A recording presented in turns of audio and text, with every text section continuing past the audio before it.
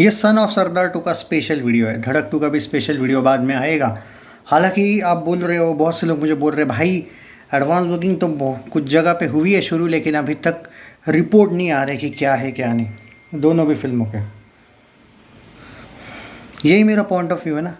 Advance booking का report तब आएगा ना कि थोड़ा बहुत तो एडवांस बुकिंग हो। अगर 5,000 10,000 रुपीज़ का हुआ होगा तो थोड़ी ना रिपोर्ट आता है। वो रिपोर्ट जब लाख, 1 लाख 2 लाख को 10 लाख को क्रॉस करता है तब आता है। पर्टिकुलरली 1 लाख को वगैरह क्रॉस करता है तब आता है। सैकनिल दे देता है, वो बात नहीं है। लेकिन अब क्या हुआ मैं तुमको बता देता हूँ। हालांकि धड़क टू का भी स्पेशल वीडियो बनाने की कोशिश करूँगा मैं उस थोड़ी देर बाद। धड़क टू को भी यही प्रॉब्लम है। हुआ ये है, स्पेशली यहाँ पे मैं सन ऑफ सरदार 2 के बारे में ही कर लेता हूँ बात। धड़क टू का स्पेशल जिनको देखना है वो बाद में देखिए वीडियो। हुआ ये है कि सन ऑफ सरदार 2 के जो मेकर्स है उनके तरफ से भी ये एक टीम की तरफ से एडमिट हो चुका है। उन्होंने एडमिट किया है कि यस, पोस्टपोन करना हमारी गलती हुई है। एक बड़े उनके वो मैनेजर ने तो नहीं किया है एडमिट, लेकिन उनकी जो पीआर टीम है उनमें से एक ने। और ये भी कहा है कि जस्ट बिकॉज के एडवांस बुकिंग और हमें शोज़ कम मिल रहे थे, जो एक्सपेक्टेशन हमने रखा था, भाई इनको तो ये पहले ही अकल चाहिए थी। अभी कम मिल रही है तो मैं पहले वीक से चिल्ला रहा था। तो इनको यार 30-35 साल से एक्सपीरियंस, और चलो ये जो पीआर मैनेजर्स वगैरह जो भी होते हैं ये लोग, भाई इनको भी कुछ तो 20-25 साल का, कम से कम 10-15 साल का तो एक्सपीरियंस होगा। भाई हमको तो उतना भी नहीं है यार। तो इनको कैसे पता नहीं चलता है कि कौन सी फिल्म कब रिलीज़ करनी चाहिए, डिस्ट्रीब्यूटर वाला एंगल, चाहे कुछ भी हो। स्क्रीन अब क्लैश में है, और ये नहीं है कि इनको क्लैश की वजह से इशू हुआ है। यहाँ पे मैं तुमको बता देता हूँ रियलिटी क्या है। रियलिटी ये है कि वहाँ पे जो बोला गया है, सैयारा, बहुत से थिएटर ओनर्स सारे शोज़ तो नहीं हटा रहे, सारे छोड़ो, ये इक्का दुक्का शोज़ भी कुछ जगह पे हटाने को तैयार नहीं है थिएटर ओनर्स। ये रियलिटी है। इसीलिए इनको कम कम जो एडवांस बुकिंग मिली है ना, आप बोल रहे हो ना भाई लिमिटेड हुई है, लिमिटेड नहीं हुई है। इनको स्क्रीन्स की तकलीफ कल भी देखने को मिलेगी। परसों जब फिल्म रिलीज़ होगी, आप ये मत बोलना यार इतना बड़ा फिल्म है, इतना बड़ा थिएटर है, और सैयारा को भी इक्वल शोज है सन ऑफ सरदार और धड़क के। ये हुआ है दोनों के साथ।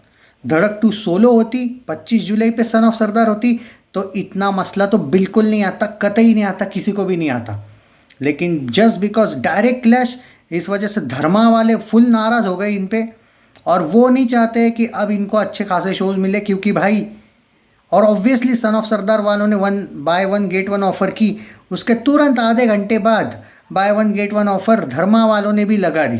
मतलब ये क्लियर क्लैश हो गया है आपस में। अब कुछ छुपा नहीं है इस क्लैश से। एक दूसरे की कितनी बर्बादी करेंगे अब ये आप इमेजिन भी नहीं कर सकते।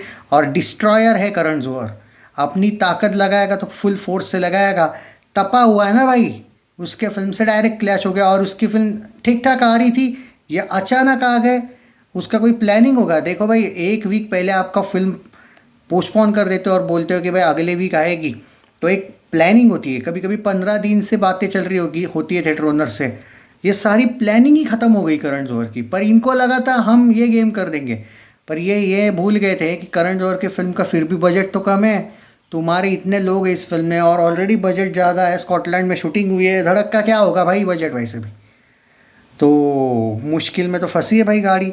अब उनके पीआर टीम की तरफ से अगर ये बोला गया कि हाँ थोड़ा सा इशू हुआ है और इसीलिए बाय 1 गेट 1 पहले दिन देना पड़ा है क्योंकि हमारे पास शोज़ कम है, तो इससे रियलिटी पता चली होगी आपको।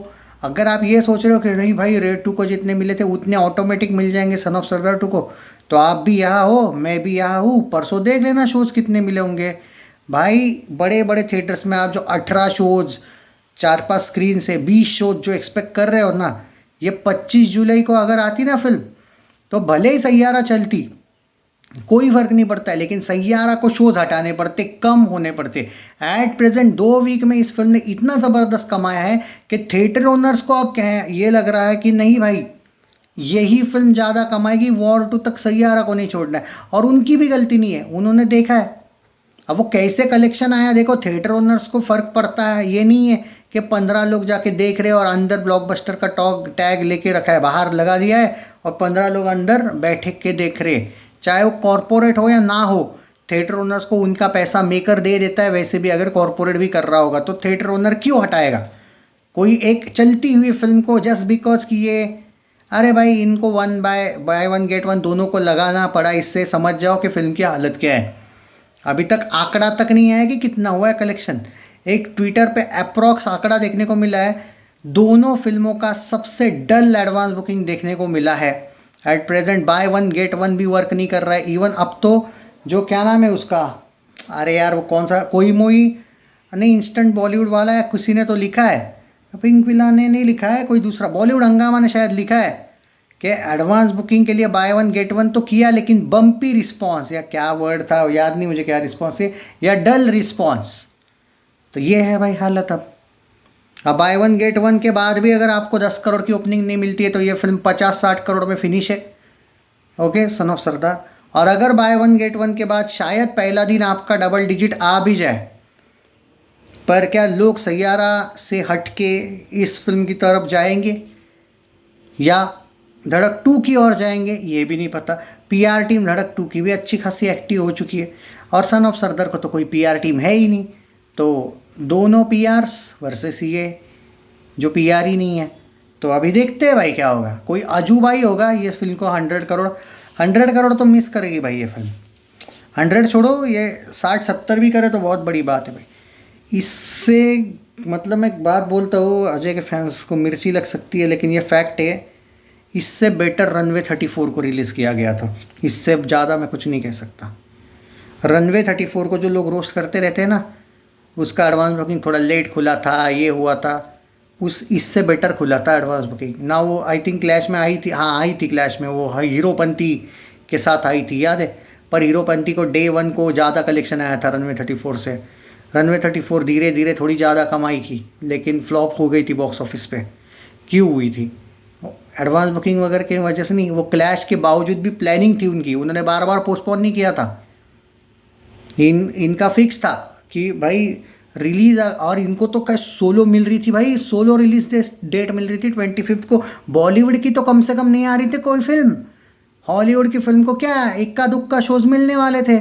तुमको जो अभी लॉस हो रहा है, अभी डिस्ट्रीब्यूटर, अरे अभी मैं देख रहा हूँ इनका एडवांस बुकिंग सैकनिल भी नहीं दिखा रहा है। तुम सोचो, ट्विटर पे खाली छोटा मोटा आंकड़ा देखने को मिला है, कुछ 4-5 लाख का आंकड़ा है। सोचो आप, शुरू होके कितना घंटा हुआ, अब ऑलमोस्ट 3-4 आवर पहले देखा ना हमने, ऑफर आया है 4 लाख वगैरह।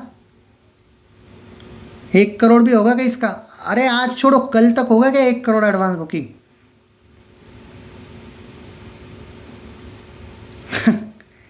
खैर जो होगा वो होगा, हमें क्या, मुझे तो कोई फ़र्क भी नहीं पड़ता वैसे भी। But as a critic, as a reviewer, I respect the fans of the actor.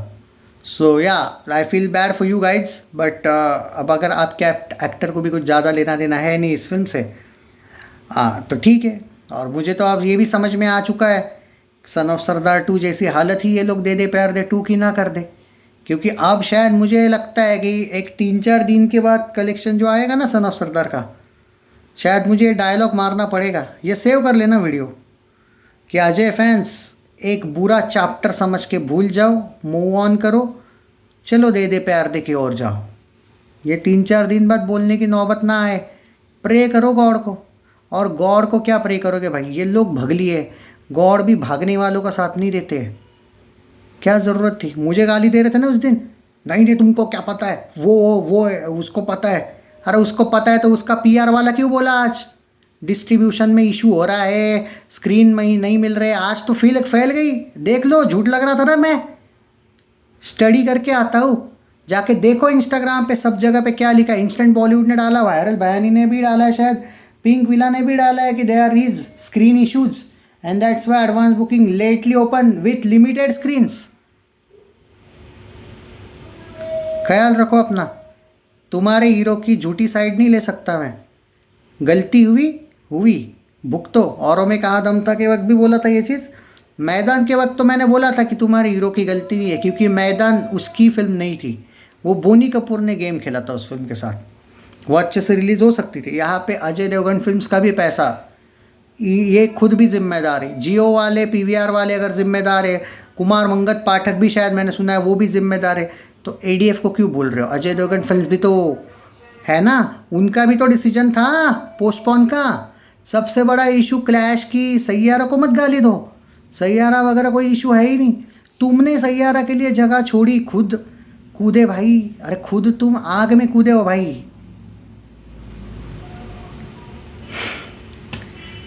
खैर देखते हैं क्या होगा।